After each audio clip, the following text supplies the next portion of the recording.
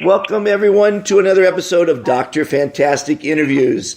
Today, I've got my co-host, Thunder, a.k.a. Gary Pratt, the mad scientist, the quantum physicist. He serves as my memory at many times. So, welcome to the show, Thunder. And we have... Thank you. And Thunder has invited one of his dear friends, Ernie Ford, and he's in a coffee shop, so there might be a little chatter in the background. He's in Arizona. Thunder is in the East Coast, and I'm, of course, in Marina Del Rey. Ernie, welcome to the show. Thank you. That's consular, by the way. It's Ford family. My mother adopts, and this is Edsel Ford. We're sisters. The Ford thing is very tight because, the Edsel Ford's son and daughter that's my first cousin. Well, that's quite a heritage. My first question, I got to ask you: do you drive a Ford? 362,000 miles until I retired at a few weeks ago. Wow! But, yeah. Well, that's fantastic. Now, I understand you have some really great blood flowing through your veins from your first father. I've had three fathers, and he is one of my favorite persons in history. A brilliant man, and I guess you've hopefully inherited his brains, but I know you have his blood flowing through your veins, and that is none other than Howard Hughes. That's right, yeah. Actually, I started designing airplanes at about 10 years old without knowing anything about him. It just started doing that. I designed a type of airplane that I think it was probably 40 years before it really showed up in the rest of the world. Did you see the movie The Aviator? Yes, about 3 or 4 times. What'd you think of that movie? How was that portrayal? I thought they did a superb job of it. I think it's really good. I feel very, very comfortable with it all the way through. And And who was your mother? Katharine Hepburn. That's amazing. And my granddaughter is a perfect replica. When she was doing some modeling work as a young, preteen and teen, people used to ask her if she was related because she just looked straight on like my mom. Well, it goes to show you the bloodline, right? Oh yeah, when it comes out as a grandchild, you can bet that's the bloodline, all right? So, in your life, Ernie, you must have had a fascinating life, and hopefully you still are. What are you up to? Yes. Well, I've been doing a lot of writing as a spiritual master, and I'm getting close to assembling now, 30-odd years of my scribbling,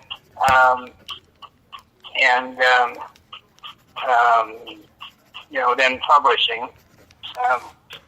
But I've done in the practical realm of life. I've actually done all the miracles as are known biblically, and then more so because there are things that one can do now that couldn't do then. But just to me, doing the miraculous is as natural as breathing. And how so? Actually, the only biblical reference to the mystical healings and things is I've never met a leper, so I've never done that one. But that's about it. I've done everything else. Well, that's a coincidence. There too. That's one I haven't got a chance to treat either. Yeah. Well, it's funny how you say leper, because the Be Fantastic movement, that word, I came up with as an answer to the question, how are you? How are you, Ernie, you might know, came from the days of the Black Plague. And people didn't ask it. They shouted it from a distance. How are you? And today it's a bit of a rhetorical question. You probably get asked it every day. So I'm going to encourage you, Ernie, never to say good, okay, well, fine, all right, great, super. Try saying fantastic. Watch what happens. It's really quite a game changer when you say fantastic. But Ernie, it happens that next week I'll be at the Conscious Life Expo in Los Angeles, the 17th annual, interviewing a lot of spiritual people. I've already done 2 pre-interviews to that event. Do you go to events like that? Usually not. Mostly I avoid crowds. That's a good thing. But going to LA is a bit strenuous for me. That's why I live out in the country of Arizona, right exactly in the middle, in just a little country town. Well, I lived in LA for a number of years, actually, but it was getting me down. It's pretty brutal. I always say it breeds a very selfish, greedy society because of the crowds. Everyone's out for themselves. It's a bit of a rat race. But you don't find that in the small towns, which I actually prefer. Yeah, in where? Small towns. I love small towns. They're kind. The people are kind to one another. Oh yeah. Oh, very. Yeah. I think you probably being a spiritual master probably lend itself more to the space you're at now than in the big city. Yeah. Well, Camp Verde for me is finally a place that I really feel like I'm home. Because I've been all over the country and a bit around the world, and this is home for me. This is totally. It's called Camp Verde. It's a city, a small town. So yeah, it's kind of like an Area 51 military old base out there. It's kind of cool. It's really cool out there. I like Camp Verde. Rimrock. Yeah. Yep. Well, those are great areas. Real quiet down. Yeah, you found paradise. I concur. Those are awesome places to be.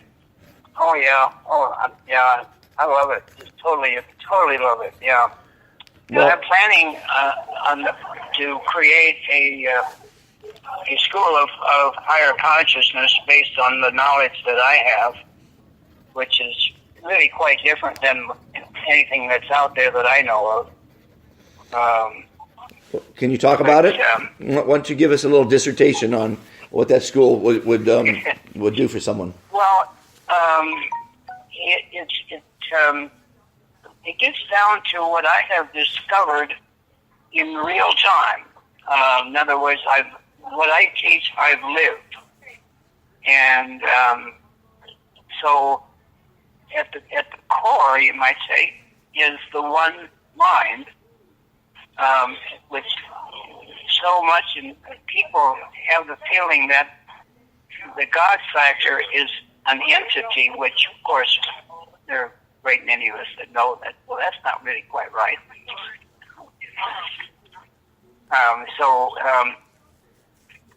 Okay, hang on here. I'm just getting hugs from the gal out and headed out. That's one of the things I love about this coffee shop. There's lots of hugs. Anyway, happy Valentine's Day. Right on. Yes, indeed. Oh my gosh. I try to get people to realize their own personal strength as part of the greater intelligence, as an actual functioning aspect of the greater intelligence. And, it's hard to kind of jump in and really this show, a word for the moment. Ernie, this show is all about improving the mind, the body, or the planet. Yeah.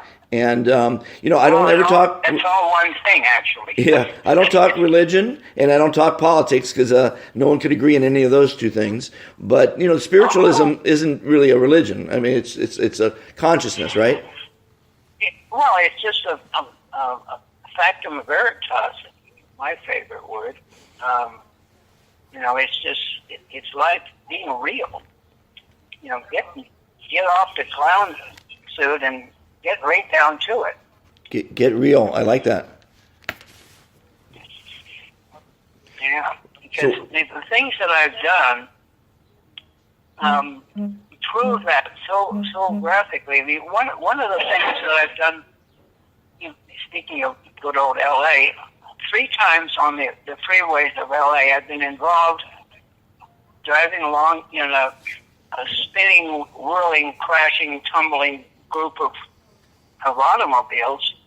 And what I seem to be able to do is to reduce the mass of my vehicle and those of us on board to what I call subatomic frequency, which makes it much like a spaceship traveling through the universe where there's a lot of space all around. So you're traveling through atomic structures, which are the steel and so on of the automobiles, and right through them there's not a scratch on my vehicle, nothing.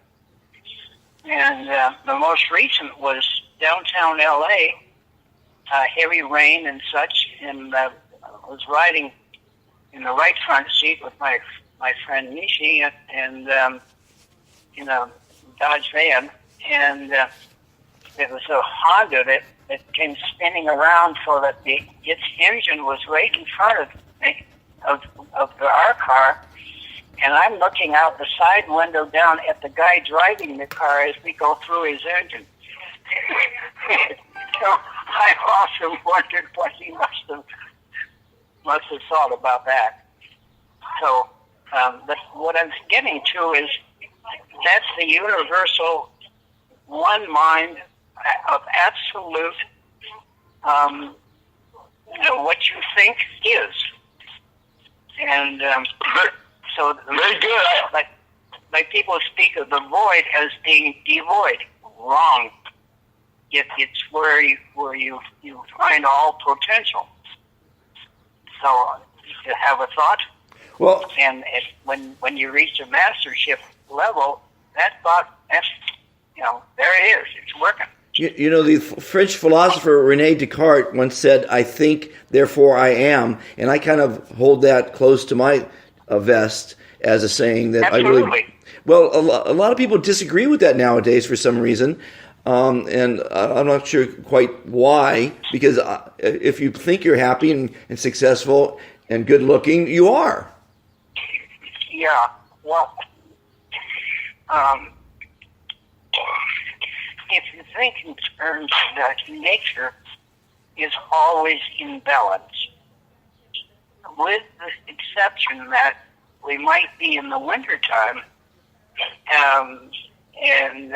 so things are not looking so good. Well, nature is not so involved in the tick-tock of time, but it's on its way to or from an absolute balance, and will come around to that point again. So everything is in balance or processing to it.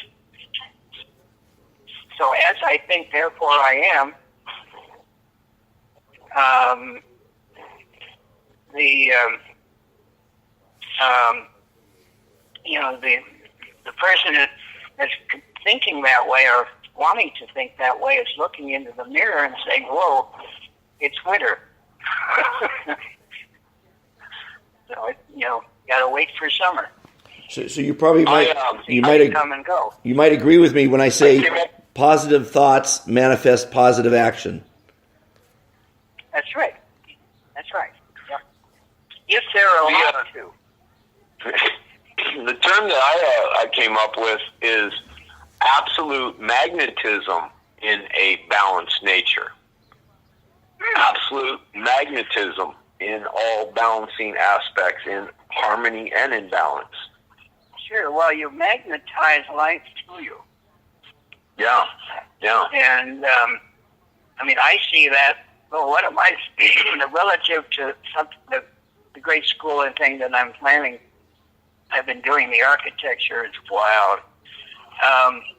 is that wonderful movie wherein, you build the baseball diamond in the cornfield. Field of Dreams, Dyersville, Iowa. Yeah. I just love that movie. Oh, my gosh. Build it and they will come. Ernie, we'd love to help you in taking your school off the grid. It shouldn't be on the grid at all, right? Well, it will not be. The land that I have chosen for it is very much off the grid. So it'll have to be completely self-sustaining. Solar, wind, what have you. Yeah, off the grid. I get that one. But you're pretty much up to date on Thunder's quantum mechanics devices, correct? Little noise in the background. Say that again. Are you up to date or up to speed on what Thunder has on the plate for quantum mechanics?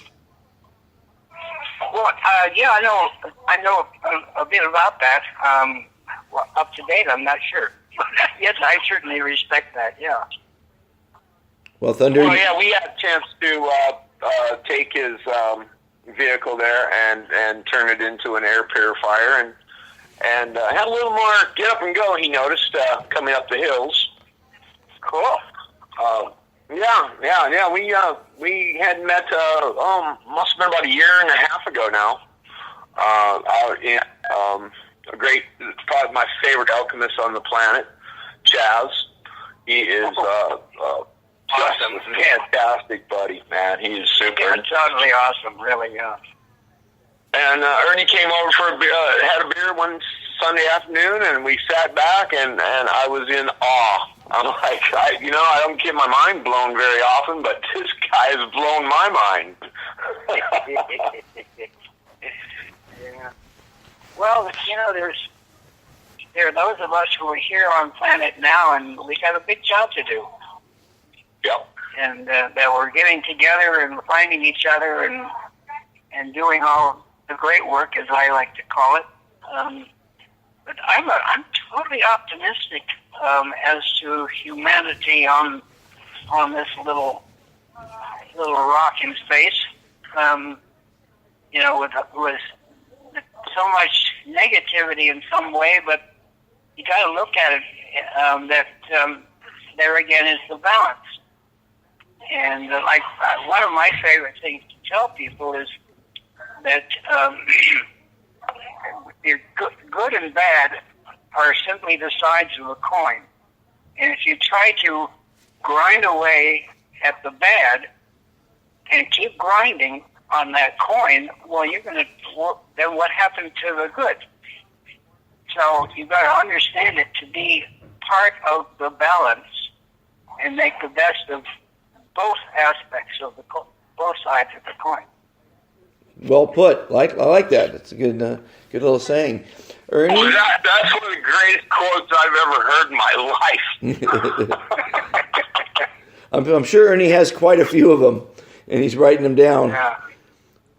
What's the name of your school going to be? Do you have you named it yet? The Monastic Order of Sion. What is Sion? It's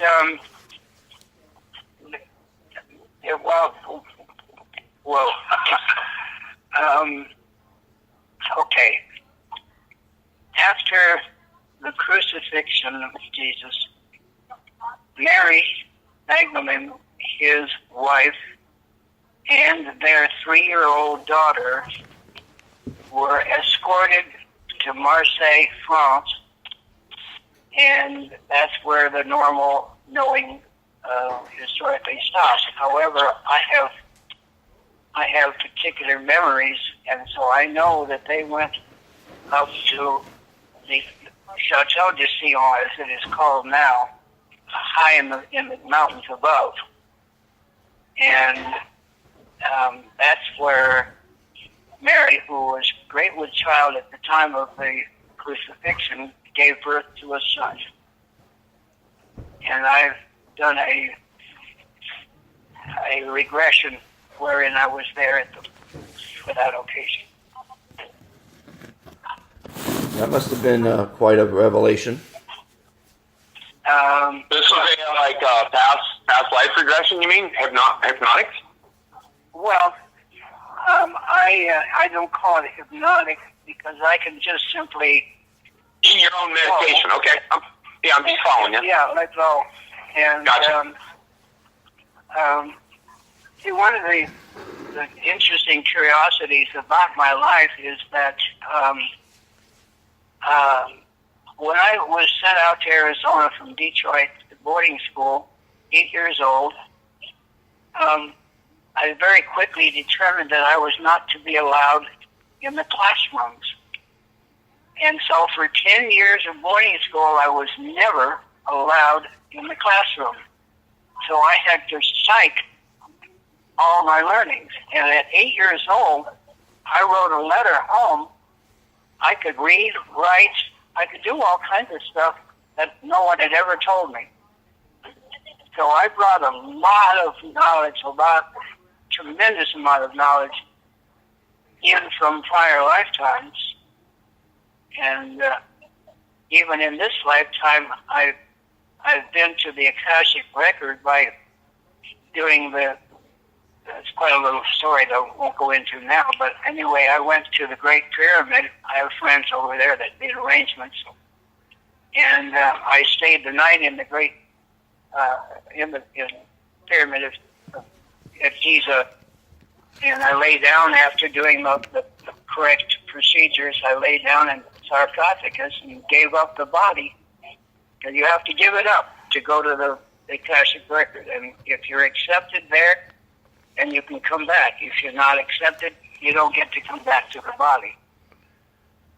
But anyway, that opened up some interesting,